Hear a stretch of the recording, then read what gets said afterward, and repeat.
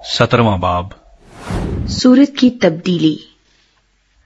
6 दिन के बाद यीशु ने पतरस और याकूब और उसके भाई यूहन्ना को हमरा लिया और उन्हें एक ऊंचे पहाड़ पर अलग ले गया, और उनके सामने उसकी सूरत बदल गई और उसका चेहरा सूरज की मानिंद चमका और उसकी पोशाक नूर की मानिंद सफेद हो गई। और देखो, मूसा और एलिया उसके साथ बातें करते हुए उन्हें दिखाई दिए। पतरस ने यीशु से कहा, ऐ खुदावंद, हमारा यहां रहना अच्छा है।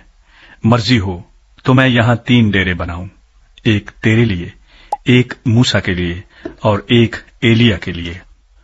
वो ये कह ही रहा था कि देखो, एक नूरानी बादल ने उन पर साया कर लिया, और उस बादल में से आवाज आई कि ये मेरा प्यारा बेटा है, जिससे मैं खुश हूं, इसकी सुनो। शागिर्द ये सुनकर मुंह के बल गिरे और बहुत डर गए। यीशु ने पास आकर उन्हें छुआ और कहा, उठो, डरो मत। जब उन्होंने अपनी आंखें उठाईं तो यीशु के सिवा और किसी को न देखा।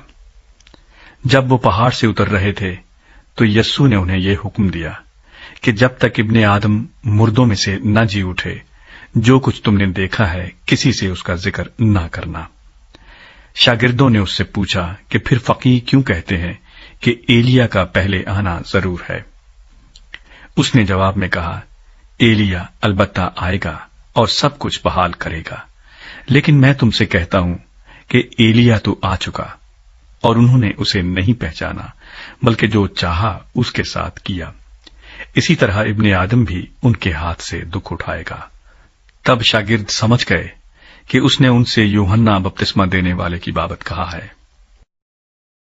लड़के को मिर्गी से शिफा। और जब वो भीड़ के पास पहुंचे तो एक आदमी उसके पास आया और उसके आगे घुटने टेक कर कहने लगा, ऐ खुदावंद, मेरे बेटे पर रहम कर, क्योंकि उसको मिर्गी आती है और वो बहुत दुख उठाता है, इसलिए कि अक्सर आग और पानी में गिर पड़ता है। और मैं उसको तेरे शागिर्दों के पास लाया था, मगर वो उसे अच्छा न कर सके। यीशु ने जवाब में कहा, ऐ बेतकाद और कजरो नस्ल, मैं कब तक तुम्हारे साथ रहूंगा, कब तक तुम्हारी बर्दाश्त करूंगा? उसे यहां मेरे पास लाओ। यीशु ने उसे झिड़का और बदबू उससे निकल गई और वो लड़का उसी घड़ी अच्छा हो गया। तब शागिर्दों ने यीशु के पास आकर खलवत में कहा, हम इसको क्यों ना निकाल सके?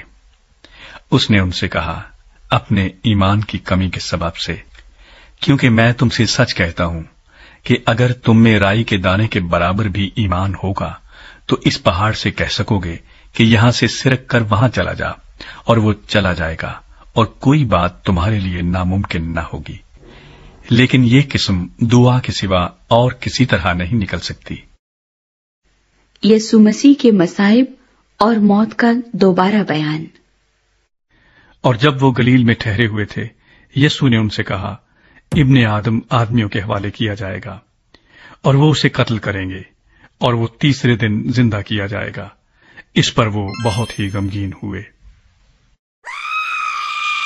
हैकल का जजिया। और जब कफरनहूम में आए तो नीम मिस्काल लेने वालों ने पतरस के पास आकर कहा, क्या तुम्हारा उस्ताद नीम मिस्काल नहीं देता? उसने कहा, हां, देता है। और जब वो घर में आया तो यीशु ने उसके बोलने से पहले ही कहा, ऐ शमाउन, तू क्या समझता है? दुनिया के बादशाह किन से महसूल या जजिया लेते हैं, अपने बेटों से या गैरों से? जब उसने कहा गैरों से, तो यीशु ने उससे कहा, बस बेटे बरी हुए। लेकिन मुबादा हम उनके लिए ठोकर का बायस हों, तू झील पर जाकर बंसी डाल, और जो मछली पहले निकले उसे ले, और जब तू उसका मुंह खोलेगा तो एक मिस्काल पाएगा। वो लेकर मेरे और अपने लिए उन्हें दे।